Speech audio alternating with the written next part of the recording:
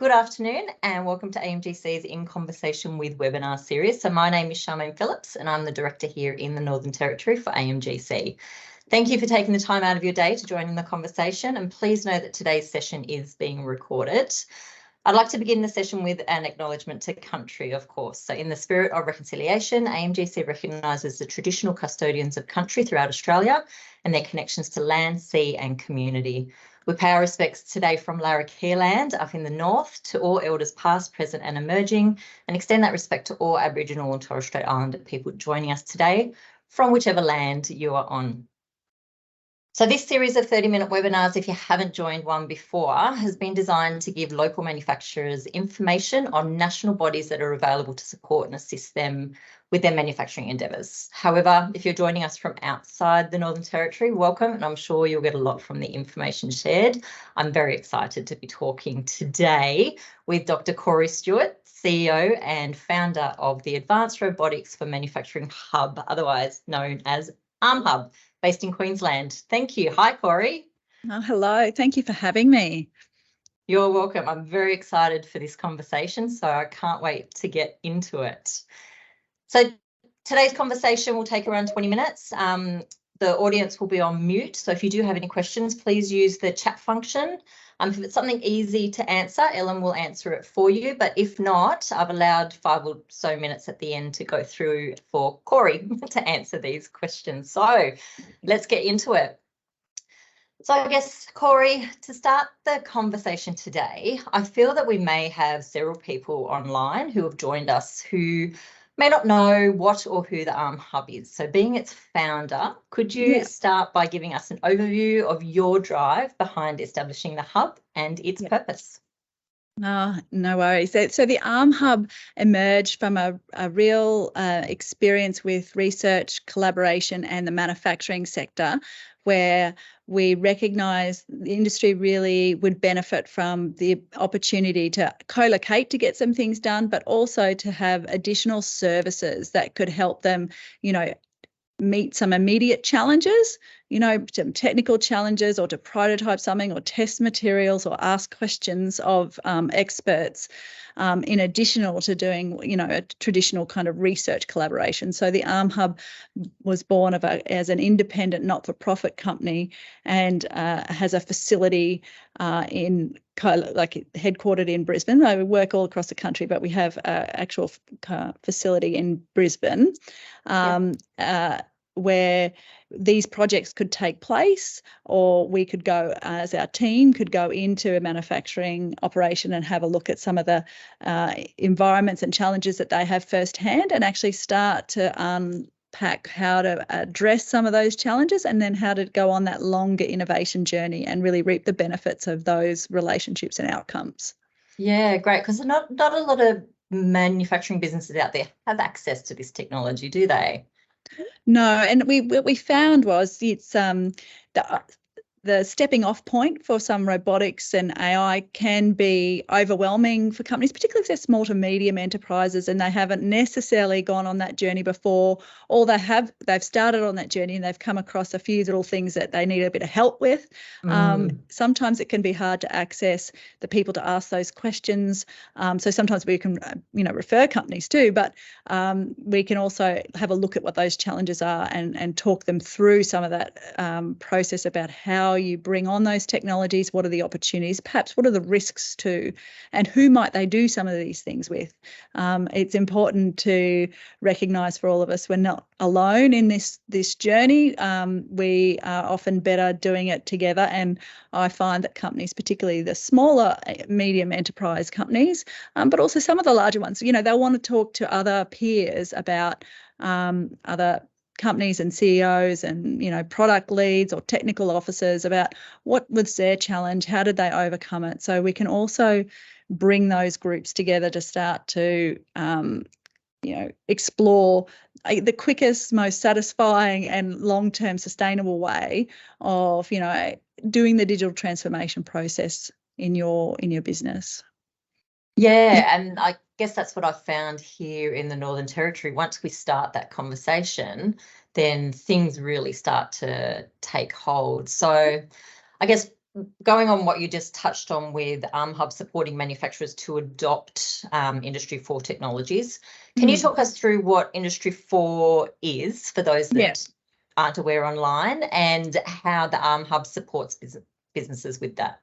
Yeah, so Industry 4.0 is it's really originally a German term, but it's about the suite of digital technologies that can be applied in a manufacturing context to modernise, to help improve the processes. And in today's world, that really does mean also making sure companies are cyber secure, are able to be a part of supply chains that have a level of transparency or traceability. Whatever these requirements are, digital is part of that solution. So if we think about the traditional suite of tools under Industry 4.0, of course, I'll start with robotics because that's our deep capability, but the other augmented and virtual reality is a really important tool for manufacturing, and I'll have a little bit of a moment on each of them. So we have found in the 4 years that we've been doing Hub, but also the years before that in our projects, is augmented and virtual reality can be a fantastic tool,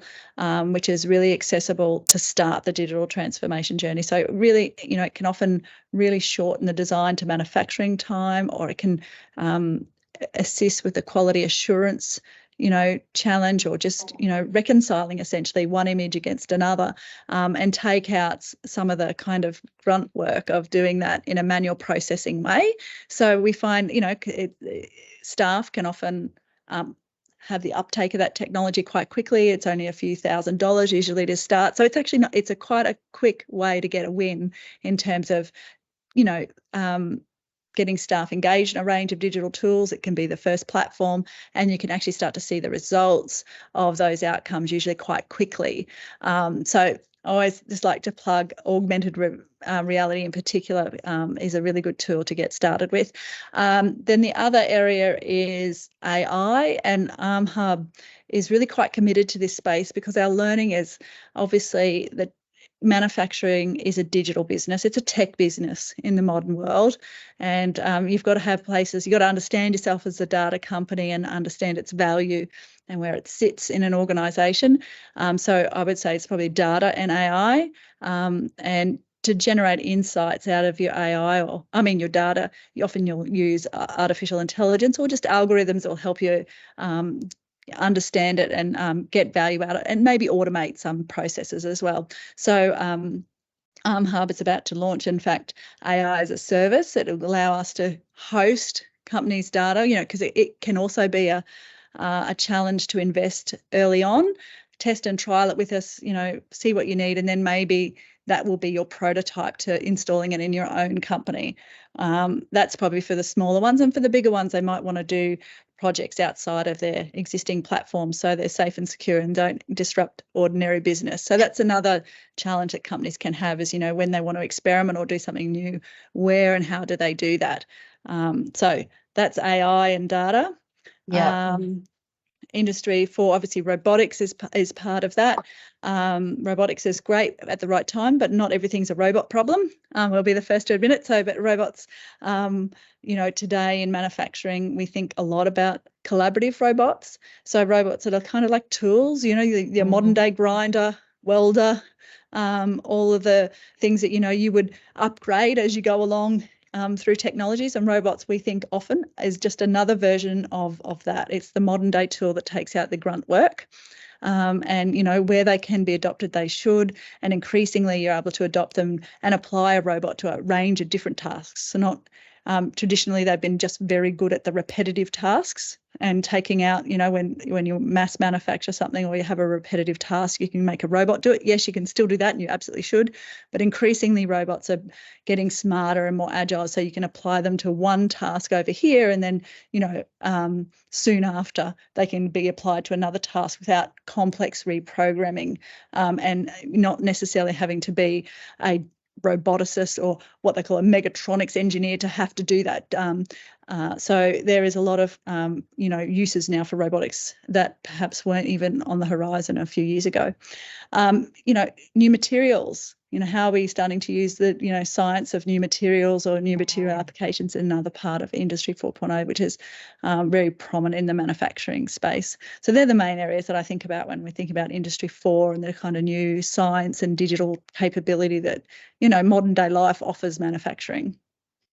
And do you find when you start some of these conversations that the perception around people thinking that AR and VR is just so complex that they can't comprehend how it can be adopted with their manufacturing businesses? Yeah, I think, that's what's been so delightful and so important, say, for having you in the Northern Territory, places where you can go and have these conversations and you can probably connect, because experiencing it or getting started is what you need. I think when people realise, basically, if that company can do it and it worked like that and I understand the process, well, then there's nothing stopping me in my business applying it to my challenge space in here, because it would have a similar kind of process method.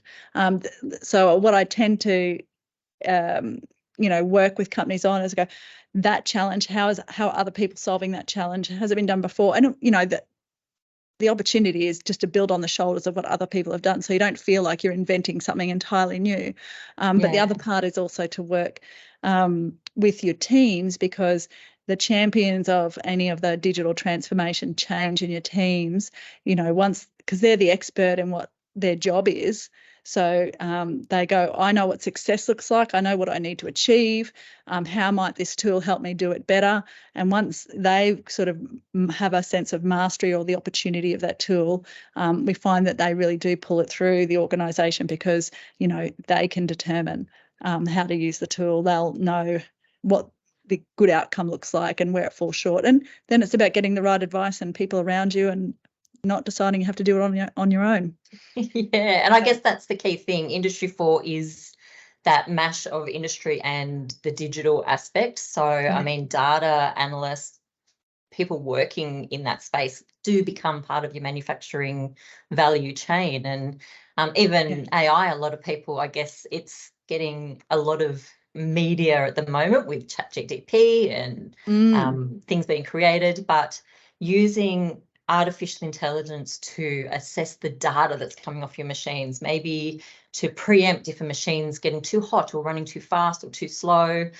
There's so many ways that you can apply this digital data aspect to manufacturing, which is, I guess, just coming into that understanding of how it can work best for your particular business, right? Yeah. And, having a fresh look at your challenges. So you might have, depending on your business, you might have challenges which are imminently, you can just focus on that particular challenge, or maybe a series of small challenges, and that's actually what you need to bring it up to a new level, get the advice you need. You may need to bring in new capability into the organisation, like everyone does over time as they renew, but you just, it's about starting. Because that path, once you've started, you'll be able to keep going, and you set the criteria and the outcomes you're expecting. But of course, you need to be ready for what's the next thing and to have that expectation that it will continue, because you'll be reaping the benefits of it. So it shouldn't be daunting that it keeps going. It's just a constant reaping the benefits of the digital transformation. But bigger organisations often have, wholesale transformation projects that are on the go. And if that's the case, I definitely think about it as upward kind of process and a downward process. A kind of mandate and a vision for what it needs to achieve, but then enabling all of the knowledge that sits in the teams to come forward and find the challenge space and figure out how they can mobilise into finding that solution, because, again, they're the experts in the team. And you want to leave a company, the Arm Hub, when we work with companies, want to leave the company fully enabled to be able to enact what it is that they're trying to achieve. And, we have seen challenges, particularly over the COVID period, and perhaps even related to, the disruption caused by the, Ukraine war and other things. How do we get the technical teams out to sometimes service their equipment if it's global technical?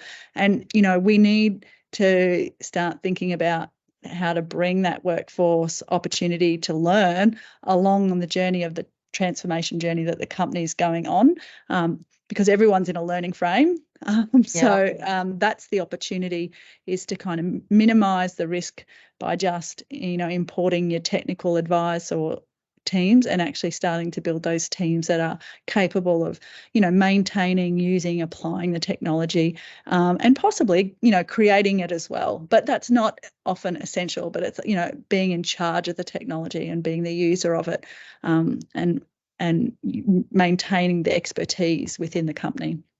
Yeah, and you were right on the money there with it's a journey. This is about taking small steps and adopting it to suit your business. It's not about, just implementing virtual reality overnight or just buying a robot and putting it in your organisation. It's those small steps that really lead you to success. So I guess now that we've got an understanding of Industry 4, us at AMGC like to make sure everyone knows that manufacturing is a capability.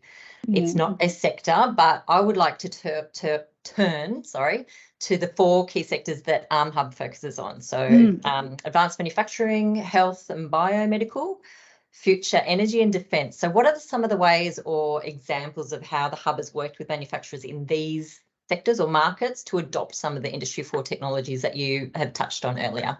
Yeah, we have found that particular sectors might have a level of interest or maturity in certain areas and maybe gaps in others. So it is useful in a way to sort of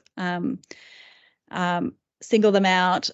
So defence, for interest, at this point in time, we're doing a lot of scale-up manufacturing capabilities. And so they're often quite good at getting the companies into a prototype phase. They might have tested and trialled it.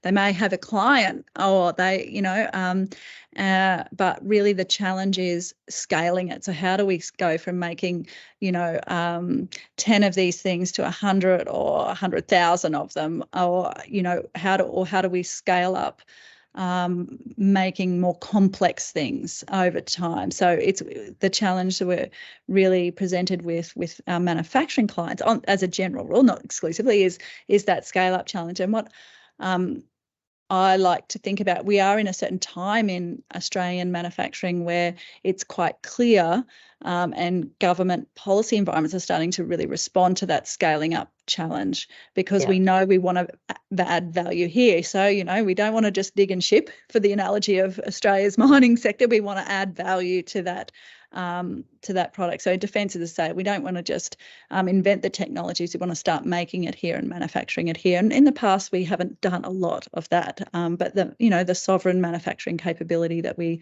are seeking to secure for the nation means that we're going to be doing this. So it means companies are doing it often for the first time, where they really are taking on the manufacturing challenge, not just the tech development challenge or the product development challenge. So scaling up manufacturing is big in defence. In the biomedical and health space, we find that they're really quite sophisticated around, the employing research, doing the science. They're even, sometimes not too bad at the scaling up of their manufacturing capability, but they have challenges given the environment around their data management, how to pull down the capability with artificial intelligence, but also just data management, just data plumbing, like where are all these data sources coming from? How do we manage them? How do we govern them? And challenges, but also opportunities around Australia, taking a leadership role in that space. So we're looking to help in that space with them quite a lot. If I had to give a general experience with them, we're also doing a little bit of scale-up manufacturing there too.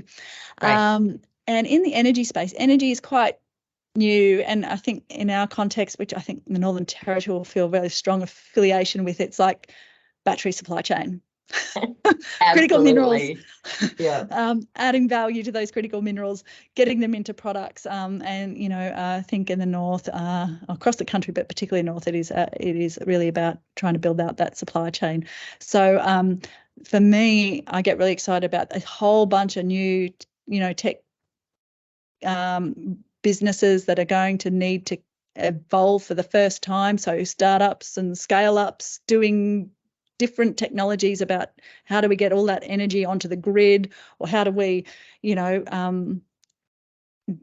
pull it out of the ground and synthesize it into particular materials. So there's a whole range of new companies and new inventions happening in the energy space, which I think is exciting. There's a whole bunch of challenges about how to get the old infrastructure either to work with newer renewables or to be replaced. So it's the new space in my mind, and it's how do we get these startups and scale ups the investment that they're going to need? How do we navigate that global environment so that they can scale quickly enough to be globally relevant but still maintain and manufacture a component, at least in Australia, that's of value to Australia? So I'm quite sanguine about, I think, some companies will need to have obviously global manufacturing operations, but we really want to keep some of that here in the high value part in Australia as much as possible.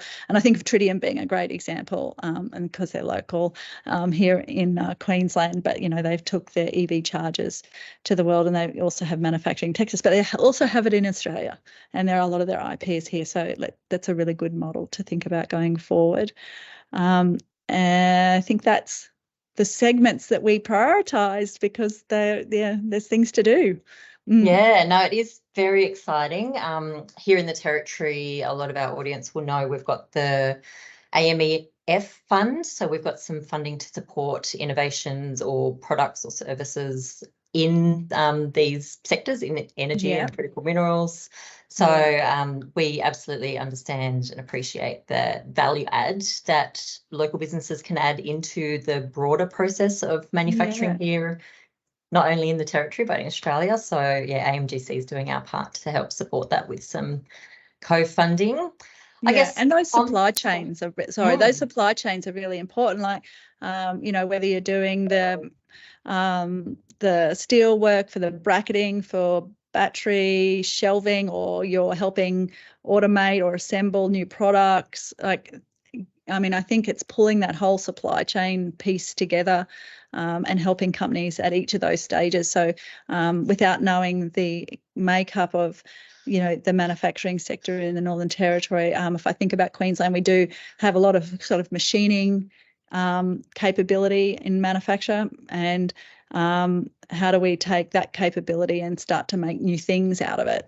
And that's a really important part of the supply chain, where we can do something that seems adjacent to, or in addition to the current work that a company's doing, and ask them, say, all right, you make this and you do that really well, how about this new thing? And I think that would be a great use of funding to get companies to do that, pivot in a way. Yeah. Pivot, diversify. Diversify. We all need to diversify. That's right. Diversify.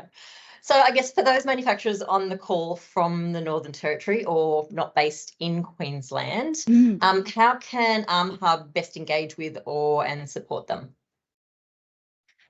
Yeah, I feel it would be great to hear if people had things that they particularly want. But do you want me to answer that? I feel like just some ideas. So if people have questions or comments later, they can reach out. Perfect.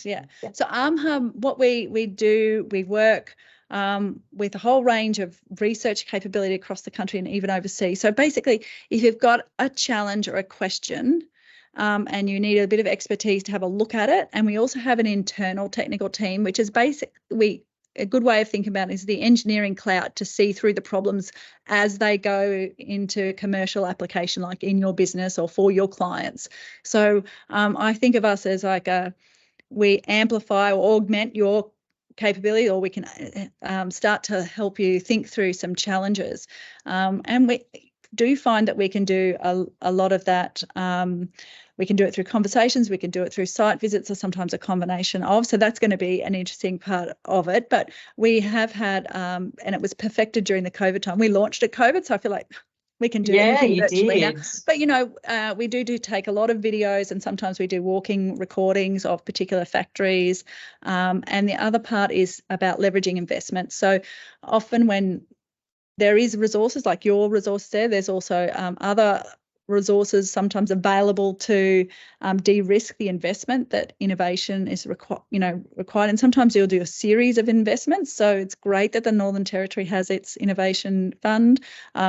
often what we can do is help them think about what other resources might be able to go into that, how to be competitive in those processes or to bring new capability to them. So we can also look at the research environment, the federal investment environment, and really start to think about, if you are innovating, how can this is what these resources are there for. So helping navigate that a bit is important. So expertise, helping navigate the funding, and potentially, you can work in the facility. We could test and trial something with and for you with our teams and see if it meets the needs. So that's the other part of it. That's great, because I think one of the challenges met by manufacturers up here is that remoteness. So not having that accessibility to, I guess, physical hubs such as yourself. Yeah. So knowing that they can do that from a distance or through, that digital world is great.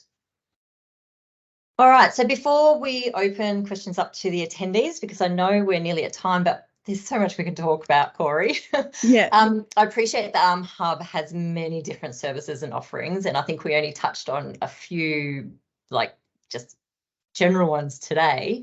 Is there any that stand out that you want to touch on that we haven't spoken about? I think I'll try and keep it. We can run projects in-house and we can do them fairly quickly and agile. If that, just help solve a more immediate pain point, I think it was a nice way. We can help you leverage R&D and build those longer-term opportunities, and they do take a longer time, but they can be incredibly valuable. And we can. One of the pieces of infrastructure that might be most interest is that we're establishing now, so it should be up by the end of the year, is AI as a service. So we can really start to help you think through your data world and how do you take the maximum benefit of artificial intelligence, particularly in the land of large language models. There is a lot that can be achieved with not as much as in the past. No, that's great. And finally, do you have any final words of advice for those businesses who haven't yet looked into adopting Industry 4 technologies in their business? Yeah, I think start with the start. There is a couple of, you won't know the whole picture straight away. And, you've got to get your teams ready, and your teams are your expertise. So get your champions, get started, don't go alone. Seek out advice and support because it's there, but don't wait, because there's kind of no second mover advantage in a world where we are rapidly required to be digital for a whole range of important reasons about competing. So it's kind of get started, and it's never too late. Yeah, and I guess you touched on COVID earlier, but that was a big push for a lot of manufacturers and businesses to adopt the digital focus. And I'm assuming there may be some out there that are only using it to probably 50% of the capability or capacity that they could. So to have a facility or an organisation such as yourself, just to reach out and have that conversation, could really guide them to really maximising that data that they're getting and that digital aspect that they've got in their business. Yeah, what we're trying to do is, particularly with the data one, because this is a project, we're trying to be the organisation that we're asking other organisations to become, or we're saying this is what you can have. Not so you can look at your peers, which is really important, but I go, okay, well then we'll do it. We'll set up an internal chatbot as a way of searching files. We'll make them send your emails. But if we can solve that and demonstrate it and be very transparent and let other people poke around in it or see how it worked, then that means that the adoption piece or translation into their environment is they can see the pathway for that as a real pathway. Yeah. No, great. All right. Thank you, Corey. As I said, I could keep speaking, and I'm sure you can too, but we've got half an hour, so I want to keep to the time. So if there are any questions from any of our attendees, Corey will be happy to answer them. So please pop them in the chat box, or even put your hand up and we can take you off mute. So one's just come through. Yeah. Sorry? Yeah, I think I noticed that. Can you tour the ARM Hub? Yes, you can organise to tour the ARM Hub. We're not far from the Brisbane airport. So I like to say to people, if you're coming to us, just not far from the airport. If you're just coming to Brisbane and you want to check it out, coming in or out, just let us know and we'll give you a tour of the Arm Hub. We're co-located with one of our partner companies as well, so you can have a look at kind of commercial demonstrations of robotics and automation and AR and VR, and then you can also look at the other companies that are in our facility doing a whole range of things. Yeah. Oh, great. And I had a look on your website earlier. You've got a team of incredibly knowledgeable people there that they can tap into. So I don't think any question is going to be too hard. I can see Matthew is writing a question. So while that's being written, being a woman in such an advanced industry, I see that Arm Hub has plans or a program there to support other women with understanding these new technologies. Just briefly want to touch on that while we get the last of those questions through. Yeah, we're really proud of we've stood up a female founders accelerator program, and with the support of the Queensland government this time. So that's been incredible because it allows us to get a small but powerful cohort of women businesses, women-led businesses or co-founded businesses to come together and go through an accelerated process where we do some business acceleration, some tech acceleration, but they come out with a business roadmap and a technical roadmap. And I think perhaps more than anything else, they get to work together. They have a peer group that they didn't know anyone else before in that group, because we find manufacturers are head down, bum up and don't necessarily connect. They've got a whole new network, and then what we've been able to do is give them really short seminars from those, like you said, that bunch of experts, short and sharp about what this means, what that means, and so they've got opportunities to follow up and learn. So we hope to continue running this for some time. Right, and I guess the last question we've got here is, do you link up with suppliers for solutions? Yeah, absolutely. So it's really important for the Arm Hub. We're not here, obviously to compete with industry. It's really important to put that right out the front. So what we're trying to do is augment it. So we often find ourselves reviewing some of the challenges that companies have and going, do you know about this company's or referral? And then sometimes we go, okay, we need to solve a problem with other companies, commercial companies. So it's kind of like who is in the field doing that. So we do find we're quite well connected across a range of suppliers, tech vendors, and the art too of grants. If you want a grant, it's about building that ecosystem, and so raising up many with the one challenge so that it can be solved not just for one company, maybe for many, particularly good for suppliers and vendors. So yeah, we do a lot of kind of coordination with suppliers.